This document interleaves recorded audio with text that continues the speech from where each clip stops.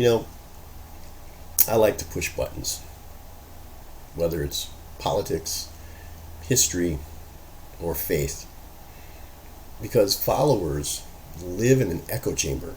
And when I say followers, I mean followers of any one of those three subjects. They live in echo chambers where they hear what they want to hear.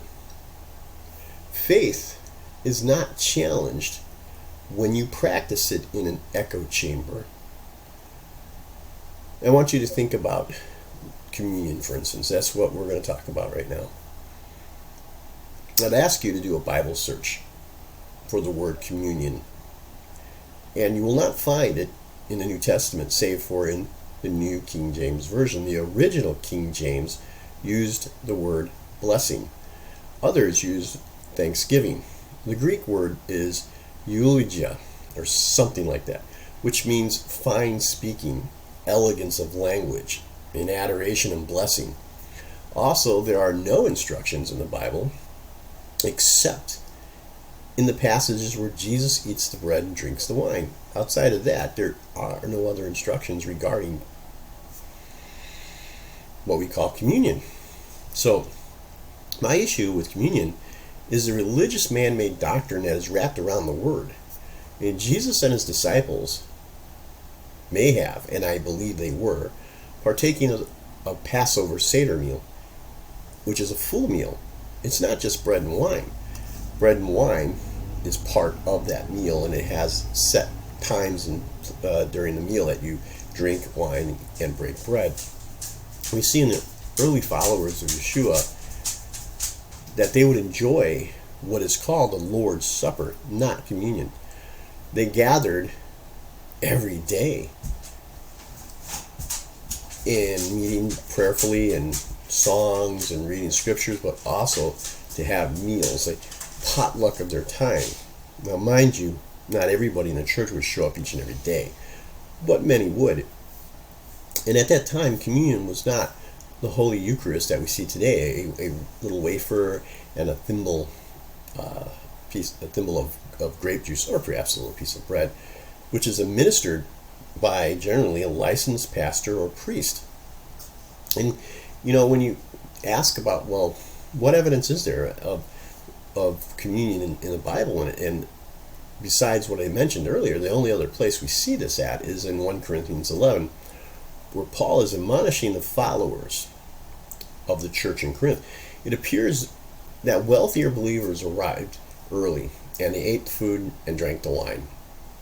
They made merry and left scraps for the blue-collar workers who arrived later.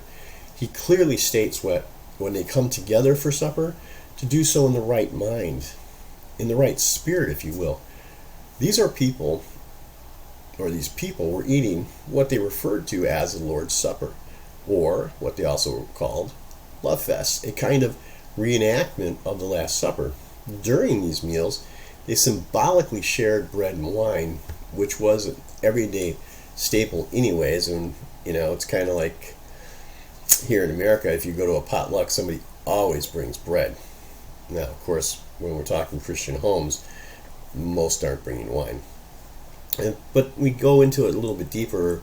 We find in a document called the Didache, or Didache in Latin, it's possibly written in the 2nd century, is a document that is the first set of instructions, outlines giving thanks regarding communion, partaking of the Lord's Supper, and gives instructions that the person who is going to give it, administer it, and take it needs to be a baptized person.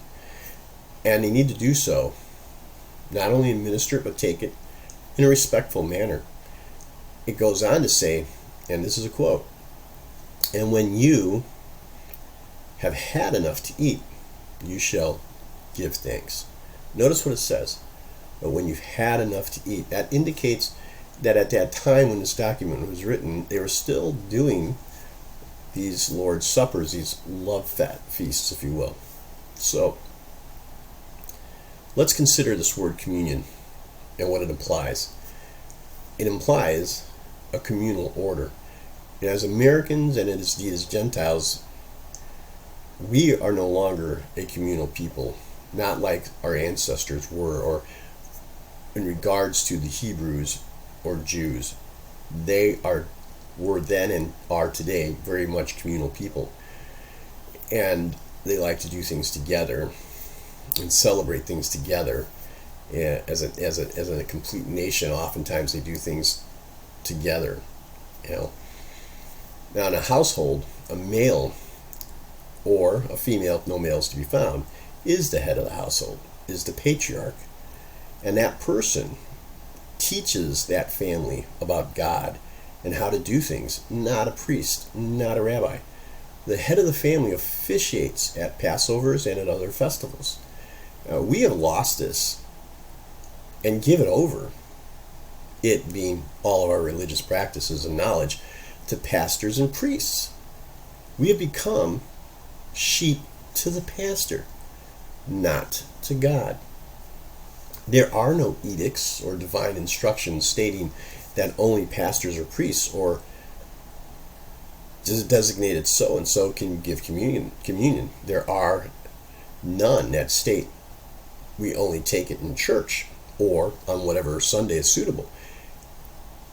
A father at a family gathering, I should rephrase that to a head of household at a family gathering, or a leader of a home group Bible study, can offer the Lord's Supper as long as they are God-fearing believers and have been baptized. So this kind of sounds like I might have an issue with leadership, and to be quite frank, I do have an issue with leadership. I have an issue with hierarchy that strips away man's free will and our ability to practice the faith that the Lord has given us. Now notice I said that, the faith that the Lord has given us. We kowtow to pastors and priests. We kowtow to denominations, and to all the rules and man-made regulations they have. We look to them for guidance. We sit in our pews on Sunday, and we don't spend the next 6 days walking with the Lord. Instead, we pursue worldly things. We need to return to a time like that of the Jews of old, where they were responsible for their religious upbringings, for their families, and what went on in their household, where we teach and preach in our homes and officiate over such things as the Lord's Supper. It is time to return to a communal faith in God. It is a time to return to God. Well, I hope you found that useful, and I'm sorry if it took a little bit longer than I would like, but there you go. Please leave comments on what you think.